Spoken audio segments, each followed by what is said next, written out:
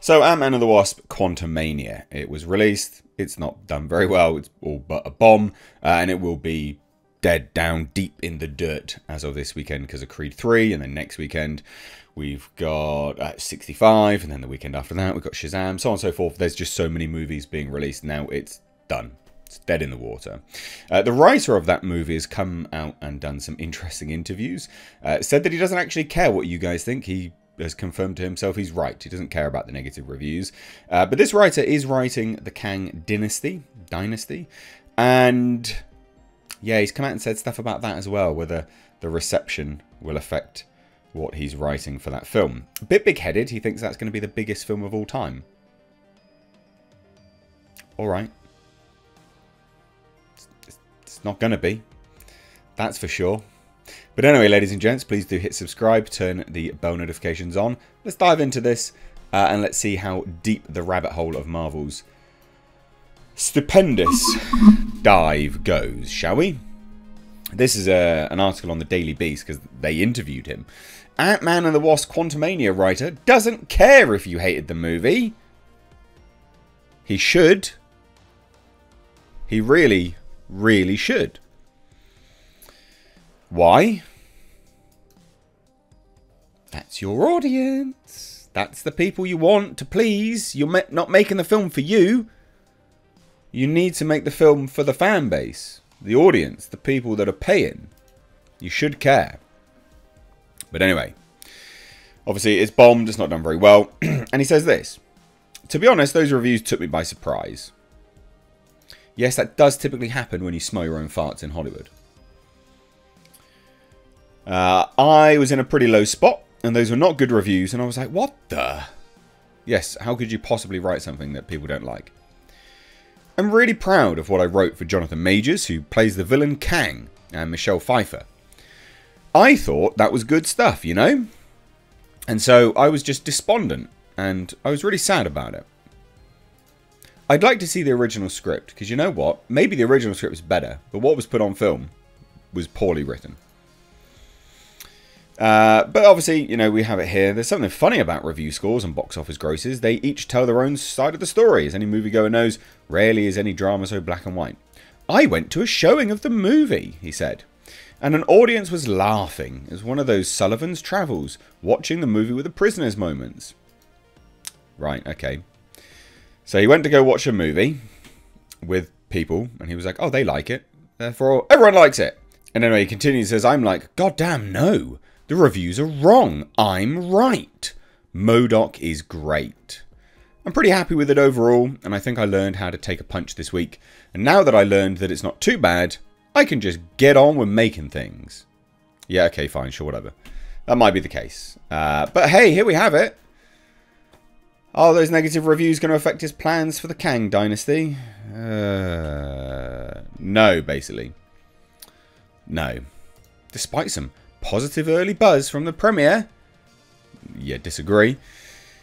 Obviously, it's pretty negative. It's now rotten. It's a bomb. It's not doing very well. Worst second week drop in MCU history so far. While general audiences did initially seem to be embracing Marvel Studios' first Phase 5 film, it's suffered a massive second week drop at the domestic box office. And Creed 3 will end up knocking it out. Of course it will. That's a given.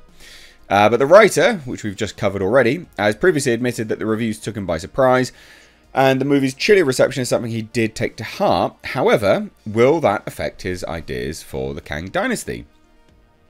Well, he was on Phase Zero podcast. This guy's doing a publicity tour, for goodness sake. And he goes, yeah, I mean, I'm in the process of that right now. So, certainly it's been a wild couple of weeks to be writing the biggest movie of all time. Who says? According to who? And see yourself portrayed in this way. But, yeah, I mean, it's a mix of both, man. Because I really do like the movie. And, you know, making movies is a fight. And you always look at your own work and you see the flaws or you see ways to do it better.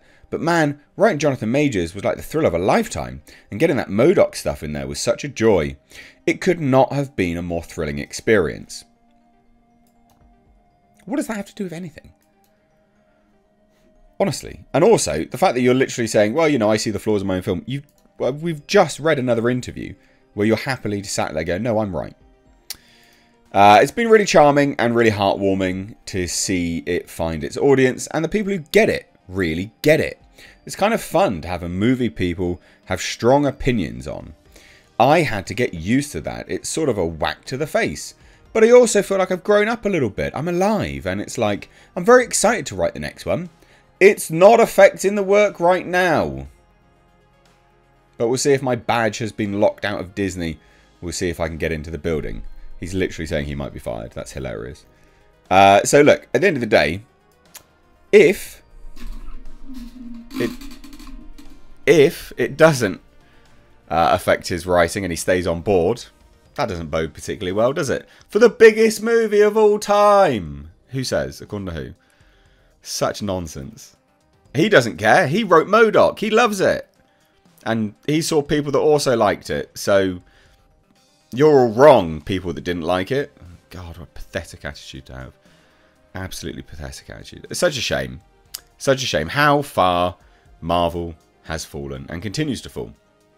And the fact that this guy, one, thinks like it's a preconceived notion that this is going to be the biggest movie of all time, that's just silly. It's not a given. It might not be. And also, the trajectory of Marvel at this point in time indicates that that won't be the biggest movie of all time. I mean, most people were done with Endgame. They're done.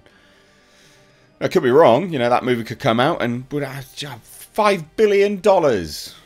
Obviously not, but you get my drift. Like, the biggest movie of all time? We'll see. We will see. But the fact that you're not going to change anything, not good. The fact that he's alluding to the fact that he might be fired, I think that's quite interesting, quite telling. Quite an interesting element to the article. What do you guys think? Did you like Ant-Man 3? Do you like the sound of this? Do you not?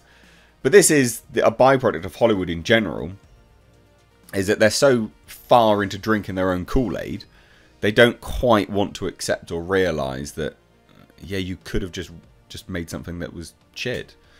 Like, it's unfortunate, but people do, and this was just one of them. You know, this is now one in a long line of shit things from Marvel, but this is still just one of them. So let me know what you think down below. I'd love to hear it. What do you think? Yay or nay? Are you interested in Kang Dynasty? I've spoken to a lot of people. A lot of people don't care. They're not interested. They literally could not care less. So let me know what you think. Where do you sit on that side of the fence? Anyway, hit subscribe. Give the video a big thumbs up. Cheers, guys. Take care.